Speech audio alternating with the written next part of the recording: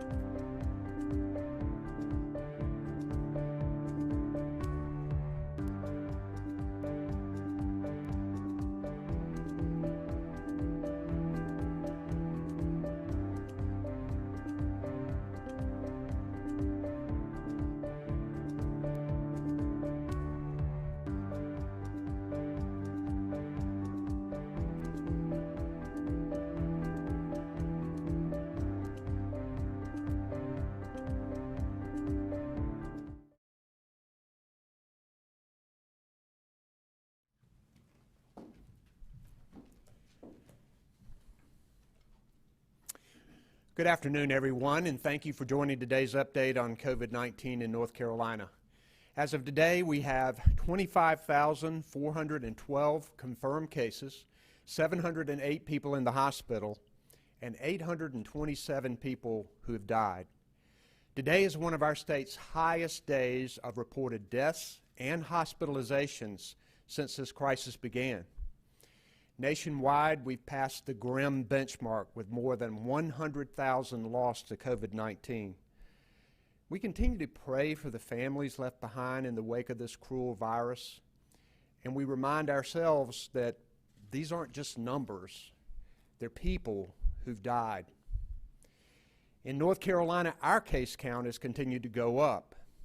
We know that one reason is because we have increased testing, which is critical to reigniting our economy and keeping people safe. We've increased our testing significantly, and the Department of Health and Human Services COVID-19 website now has an interactive tool to find a testing site in your area. It includes more than 300 places where you can go and get tested. And we have more than 30 private companies and hospitals doing the lab work on the samples to get the COVID-19 results. Today, another private partner, CVS, has announced 55 new drive-through testing locations all across North Carolina. We're glad to have another retail store that offers testing, especially as we work to make testing available to historically underserved communities. COVID-19 is shining a bright light on long-standing inequalities that we have in health care.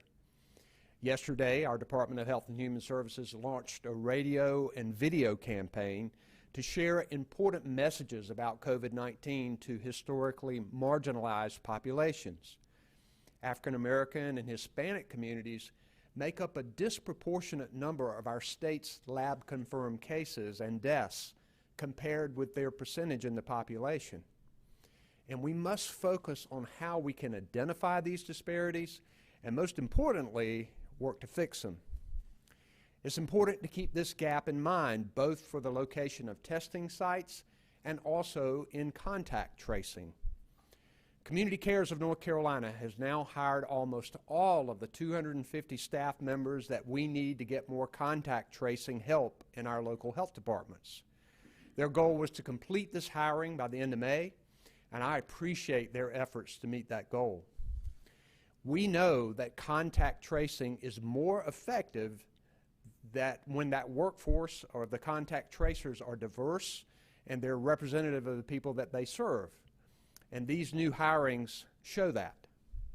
This is critical work that'll help people know whether they've been exposed to the virus and whether to monitor for symptoms or quarantine themselves to protect their loved ones and others.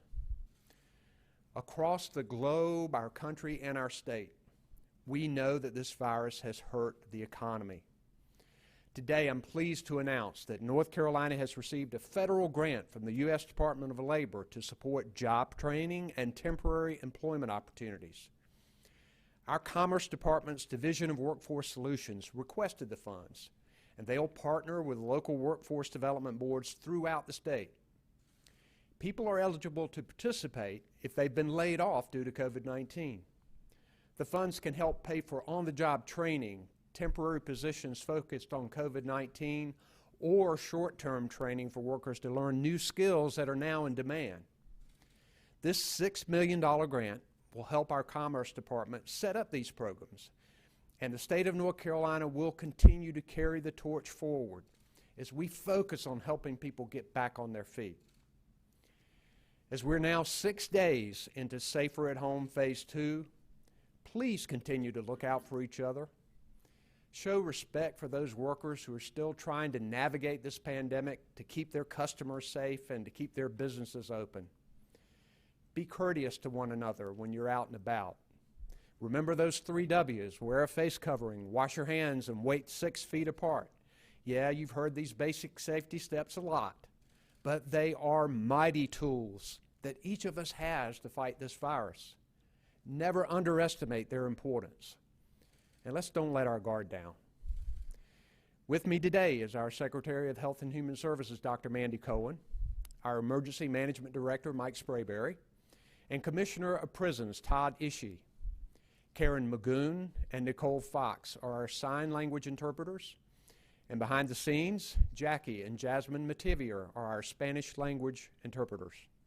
We'll now hear first from Dr. Cohen. Dr. Cohen? Thank you, Governor. We continue to respond to all of the impacts of COVID-19, including making sure our children have the nutritious meals that they need to thrive while schools are closed. We were one of the first states to take advantage of a new federal nutrition program called the Pandemic EBT Program, or PEBT. Families of nearly 900,000 children who receive free and reduced lunch are receiving about $350 in PEBT per child to buy groceries and put food on the table. This program was authorized through the end of the traditional school year calendar, but we know the need for our children won't end at that point. Extending PEBT benefits through the summer would help provide families of nearly half of North Carolina school children about $250 in additional support per child. I've sent a letter to our congressional delegation urging them to support the extension of this important program through our summer months.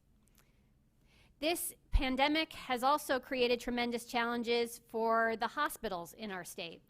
They've worked hard to prepare for the influx of COVID-19 patients needing care, but this crisis has also created financial instability at a time where we need our hospitals to be as strong as possible and ready to care for North Carolinians, including the 2 million Medicaid beneficiaries, or more than 2 million Medicaid beneficiaries. To help address these challenges, our department has accelerated the timing of some Medicaid payments that usually would happen in the fall. It's a total of nearly $1.6 billion. And that $1.6 billion has now been distributed to more than 100 hospitals across the state. And while this is a positive development, we know it's only a temporary Band-Aid and that more support is needed for all of our healthcare providers during this crisis. Finally, as the Governor mentioned, we're excited about the launch of our new campaign to reach historically marginalized populations, to share important messages about reducing risks for COVID-19. African Americans and Latinx Hispanic communities make up a disproportionate number of North Carolina's COVID-19 lab-confirmed cases and deaths. So our department is partnering with prominent leaders who represent these communities hardest hit by COVID-19. These leaders deliver messages about precautions and testing, contact tracing that will resonate with historically marginalized populations. The campaign includes radio ads and video messages promoting resiliency, coping strategies for our historically marginalized populations, and the 3 W's: wearing a face covering, waiting 6 feet apart, and washing your hands often. Protect yourself and others from COVID-19. I hope everyone likes them and will share these messages widely and use social media and to share them with your friends and family. Thank you, Governor. Thank you, Dr. Cohen. We'll now hear from our Emergency Management Director, Mike Sprayberry. Mike? Thank you, everyone, and thank you, Governor, for your leadership. Good afternoon. I'll begin today with an update on severe weather. The remnants of Tropical Storm Bertha passed through North Carolina yesterday. A possible tornado caused minor damage to some homes in Warren County and left behind downed trees, but we're fortunate to report no other significant damages and no injuries. The rains from Bertha, coupled with already high water levels from rain earlier in the week, are causing elevated river levels in many areas of the state. While no major flooding is occurring, people along rivers and streams should remain alert to rising water levels. The state's FIMAN website, where you can monitor river and stream gauges across the state and get alerts about flooding in your area, that's fiman.nc.gov. fiman.nc.gov.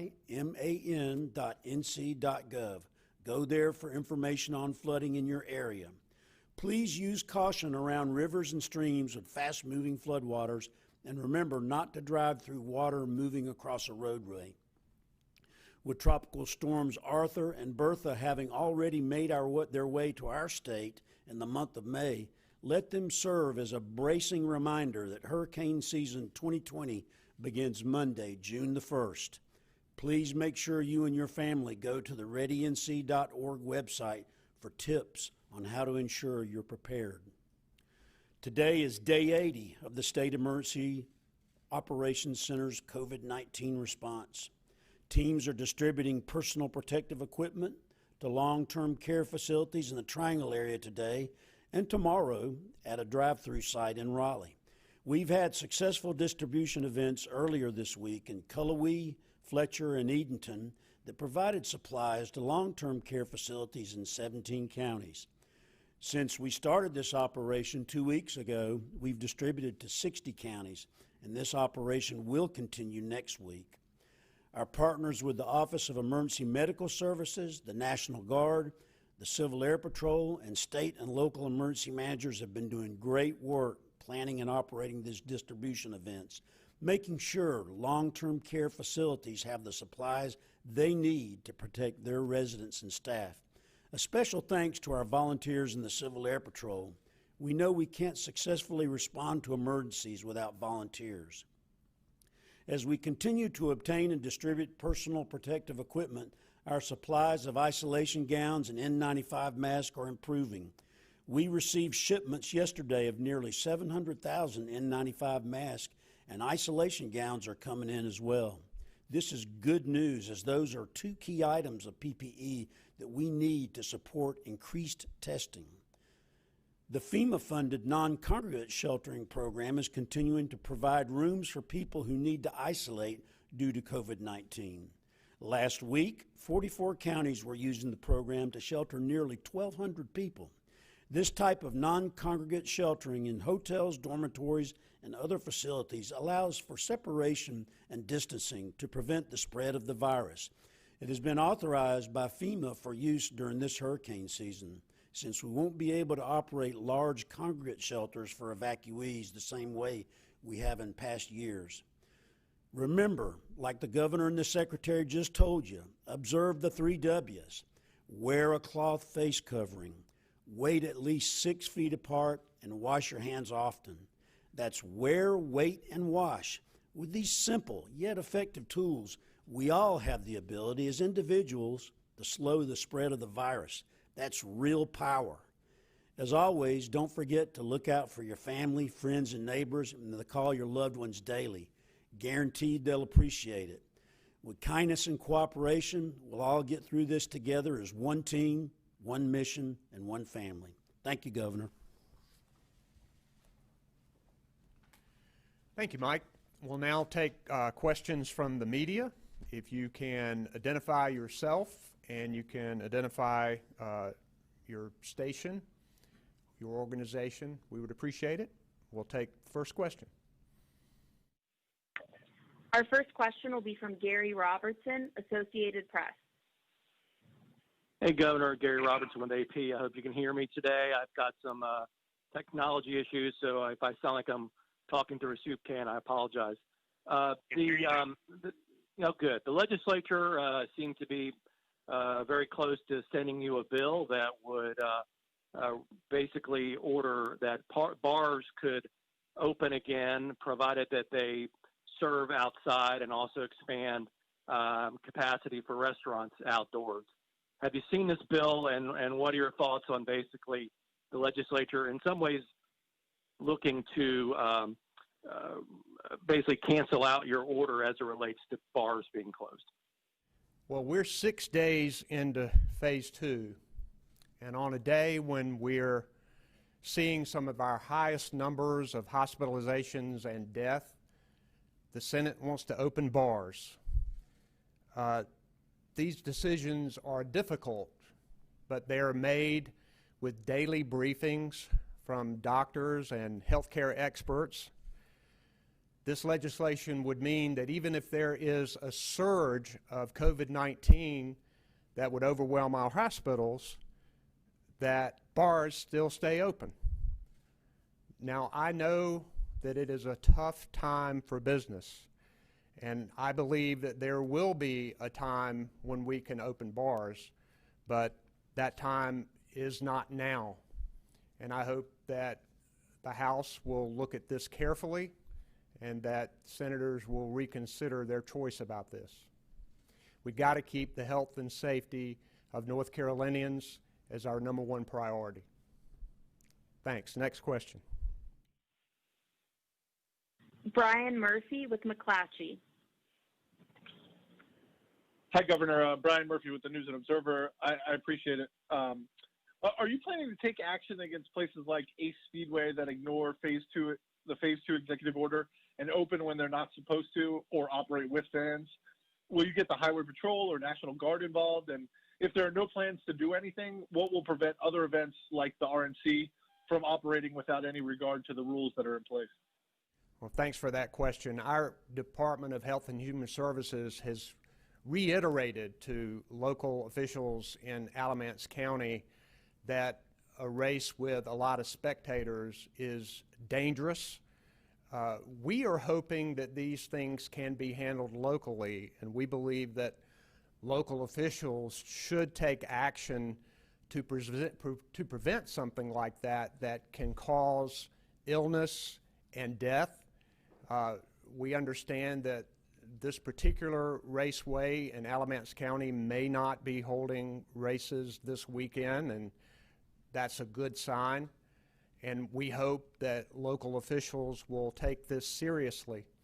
I'll say again that across North Carolina, most people and businesses are complying with orders, and not only that, going the extra mile beyond these orders to protect people from the potential of contracting COVID-19. And that's a good thing. And we'll continue to work with local officials and continue to work with businesses to find the best ways to slow the spread. If we have repeated violations that local officials won't take any action on, then we'll have to review all of our options and consider further action that we might take. Thanks for that question. Next question, please. Vanessa Ruff, WCNC. Hi there, this is Vanessa Rufus with WCNC Charlotte. Thank you for taking my question. It concerns data, and it's actually a two-part question. First of all, hospitalizations, as you just noted, Governor, hospitalizations hit a new high. In fact, this is the third high that we've seen this week. As far as hospitalizations and the trends we're seeing in the recent days, is there a concern with the direction of this metric as well as the status of hospital resources like beds and ventilators?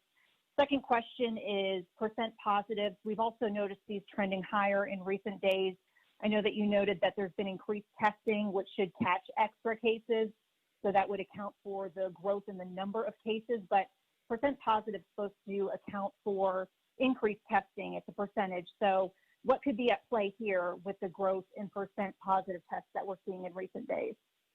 Thanks. Well, in answer to your first question, yes, we are concerned about the higher rate of hospitalizations.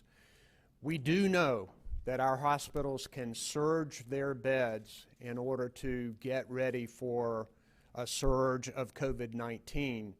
And they did that when in March we issued the emergency order, and they got ready for this. Because North Carolinians responded and did what they needed to do, we were able to flatten the curve, and that overwhelming surge did not come upon our hospitals. What they're doing now is getting back to other kinds of treatments and preventive care and other kinds of surgeries. So there is less room than there was before in the event of a COVID surge. The good thing is that these hospitals have learned how to surge their beds for COVID, and if we see these numbers going higher, they will be ready to surge their number of beds. That being said, we are concerned about the number of hospitalizations for COVID-19 continuing to go up. This is why we're in phase 2 right now and not opening everything up. This is why we think we need to stay in phase 2 for a while to see how these numbers go. Now, our percentage positives are still low. We've seen a little up and down, but for the most part, the percentage positives have remained pretty steady. Sometimes when you do a lot of testing in congregate facilities, so you're going to have a higher number of positives. But I'm going to let Dr. Cohen see if she wants to comment on both of those. I was going to say the governor did great on I don't have much to add either on the hospitalizations. I think it is concerning and is exactly right why we need to take modest step forwards and to watch these numbers. Are we going to go up and hold in the low 700s, or are we going to continue to increase? So we're going to be watching that number really closely, and I think it reminds us all that the virus is here, it's in our communities, and then our work is to keep the viral spread low, right, and keep that curve flat. And so we don't overwhelm our healthcare system. And again, that goes back to some very simple, tried and true things. It's the 3 W's you hear all the time. And as far as the percent positive, Governor got that exactly right too, which is it's been largely stable. It's been hanging around 8%. Little ups and downs here can be impacted by whatever might have been happening on a given testing day. And again, you can see and follow along with us. Again, each of these data points, whether it's hospitalizations or percent positive, they all have limitations. It's why we need to look at these metrics in combination with each other. We continue to see high numbers of new cases day over day. We're watching that as well. We continue to look at our surveillance data.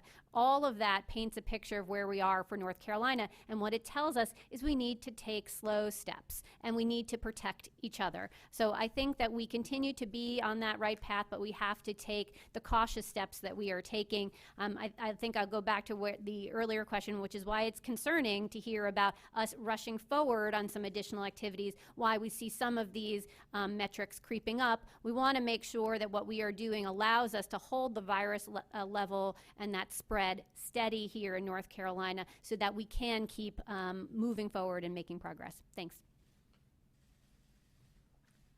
Thank you. Next question, please. Richard Craver, Winston-Salem Journal. Yes, Governor, this is Richard Craver with the Winston-Salem Journal. I was going to ask you a variation of the question about the bars. I know when the bills were introduced to or changed in the Senate, there were two separate bills, one focused on restaurants and then one focused on bars, and they were combined today.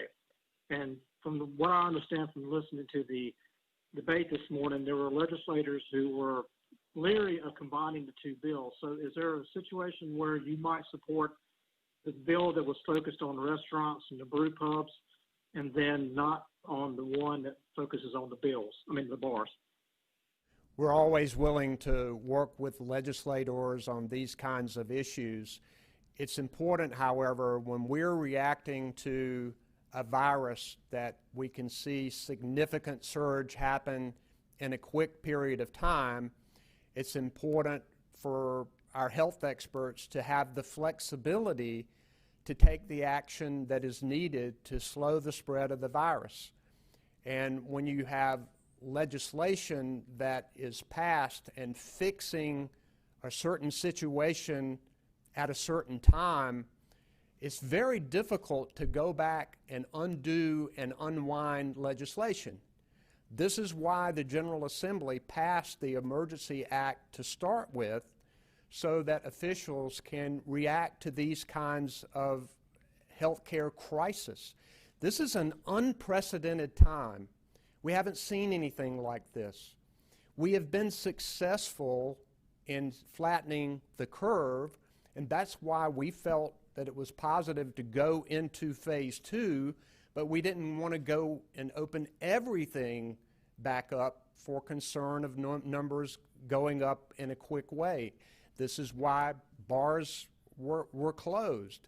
So, in addition, this legislation prevents local governments from going in and making those decisions. And in all of our orders, we know that there can be hot spots in some of our cities particularly, and wanted local governments to have the flexibility to come in and even do more in their orders in order to protect their people from COVID-19 infections. So I think legislation in this area can hurt the public health, because I don't think, I read this legislation quickly this morning, but I don't even think that it limits it to COVID-19. I think there would be any other kinds of emergencies that health officials could not take steps to do things with bars if they needed to do it for some other reason. So we have concerns about this legislation. We think it has the potential to harm public health. I know that businesses are hurting, and I want to get our economy reignited, and that's why I felt like it was worth the risk to move into phase 2, to open up more businesses in a safe way in order to get the economy moving again.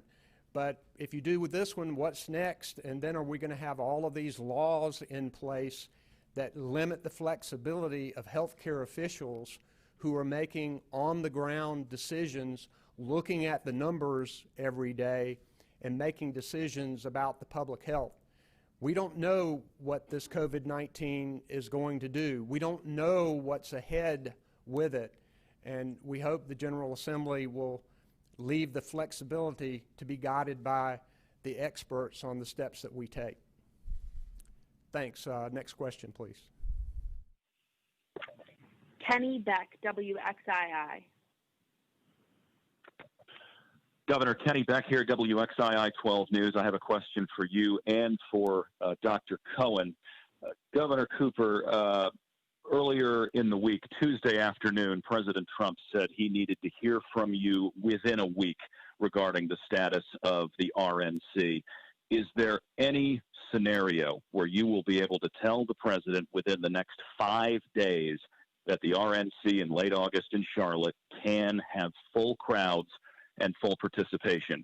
And my question for Dr. Cohen is, we are seeing a recent spike in positive cases in Forsyth County, 97 reported by the local health department just since yesterday. That makes up a disproportionate number of cases when you look at Forsyth County's size in the scope of all of North Carolina. What are you aware of as far as the cause there, and how concerned are you about this recent trend? It's not the first time in the last couple of weeks that Forsyth County has seen 50 plus or more cases in a single day. Thanks, Kitty. We're ready to hold the RNC convention in North Carolina in a safe way. And for weeks and months, the health experts in our office have had conversations with the people organizing the RNC about how to have it in a safe way. Similarly, we've been having the same kinds of conversations with the Carolina Panthers and with the Charlotte Hornets and other arenas that are going to want to open in a few months. And we're asking for plans from them about how they want to open.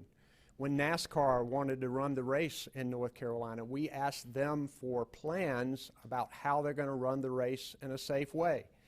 NASCAR submitted those plans to our health officials. Health officials gave feedback. They made some changes, and they ended up putting on a very safe and entertaining NASCAR race at the Coca-Cola 600. We hope the same thing can happen with the RNC convention, and we've asked the RNC to submit plans to us. We have yet received any plans. We're not on any timeline here. We want to work with them and look forward to them submitting plans to us. We've yet to see them. I'll let Dr. Cohen answer the other one. Thank you for the question about Forsyth. Yes, we've definitely been watching. There are certain parts of our state where we're seeing our day over day new case counts go up. We are seeing that in some of our more densely populated areas of the state, Mecklenburg, the Triad, the Triangle. But there are also some of our rural counties also that we're paying particularly close attention to as well.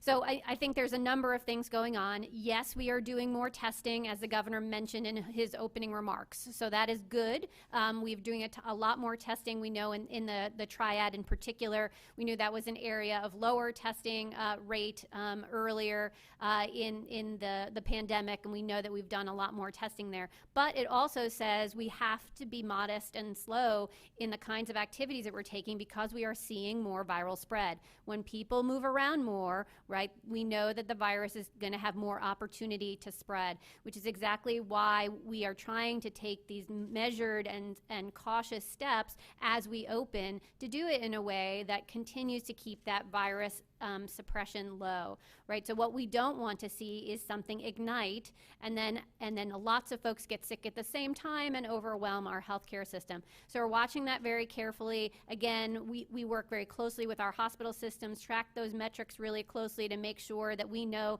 what our capacity is in our healthcare system. And so as we look at the Triad, we are looking at those numbers go up, and we want to make sure that we're taking all the precautions that we can.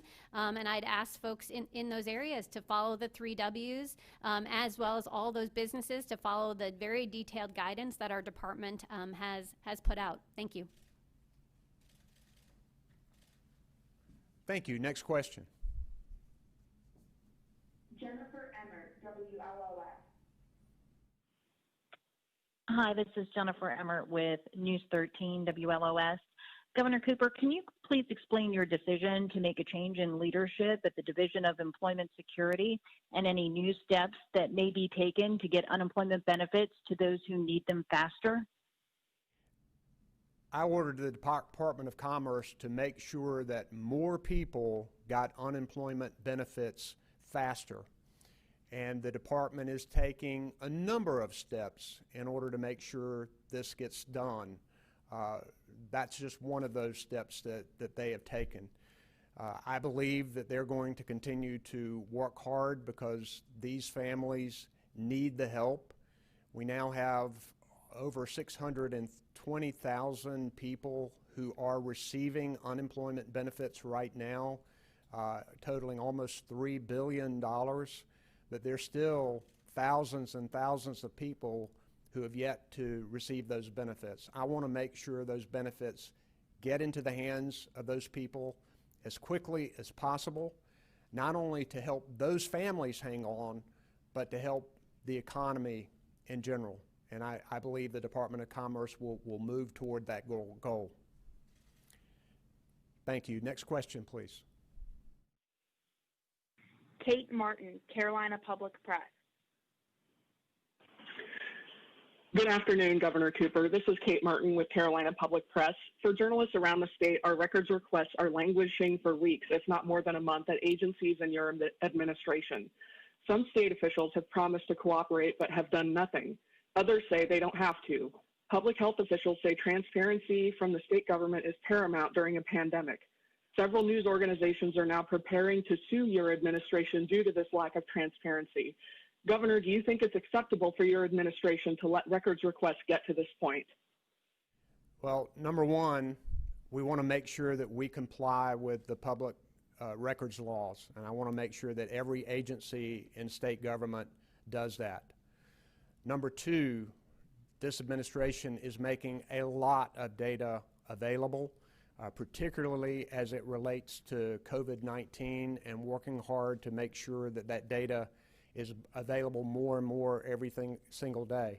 Three, these are unprecedented times, and state agencies are stretched to the max in trying to deliver services to state government, sometimes hampered with a lower workforce, with people being home and people being out.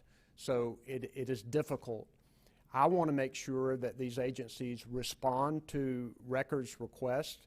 If they say they are not going to get it done, then it better be some reason under the law that they are not going to do it, because I want to see these records provided.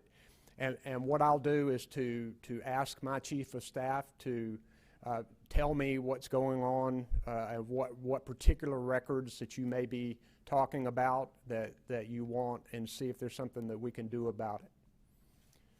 Thanks. Next question, please.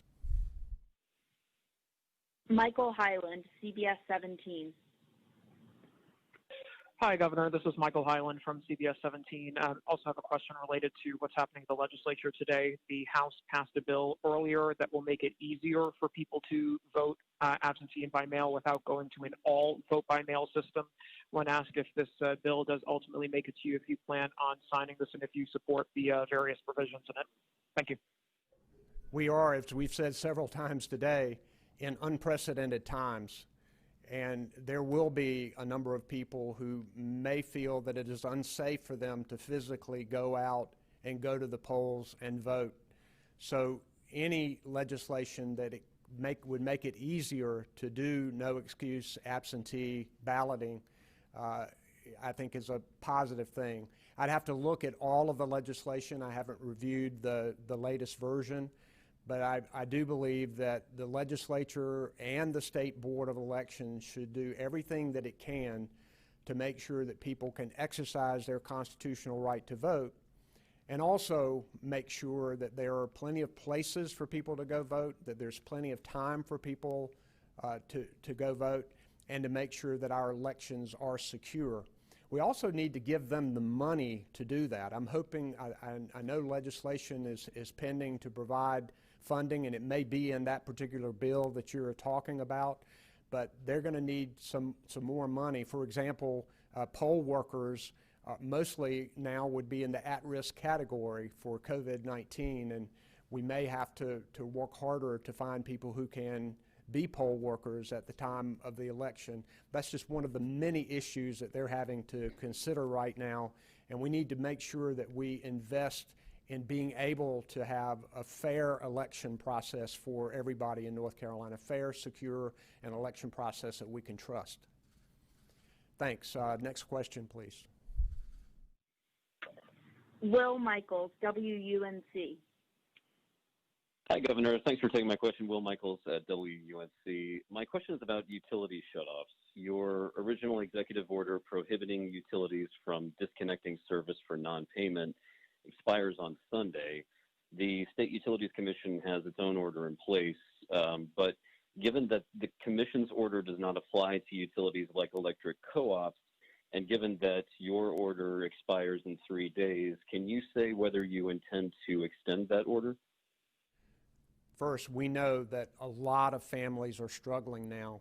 All you have to do is to look at the unemployment figures to show what this global pandemic has done to the economy. People have been laid off of jobs for a lot of reasons related to COVID-19, and we need to try to get help to them. One thing that would be really tough for a family is to have power cut off during this period of time. And we are reviewing now all of our options.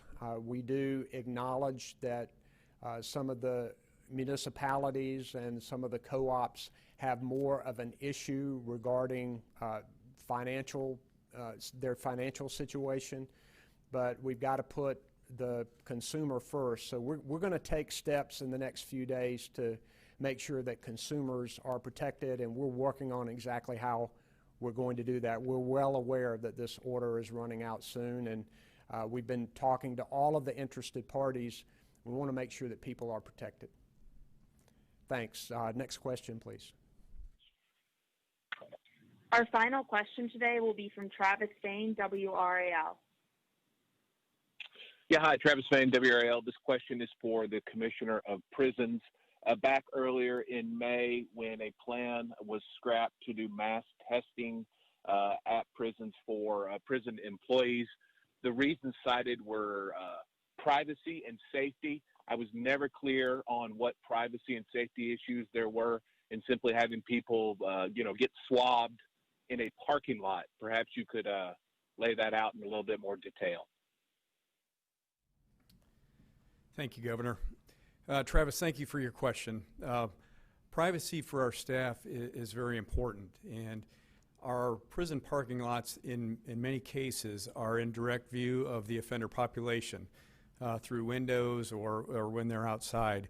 And just based on my 30 years of experience, I think we owe it to our staff to afford them an opportunity to go through a medical procedure in more of a private setting.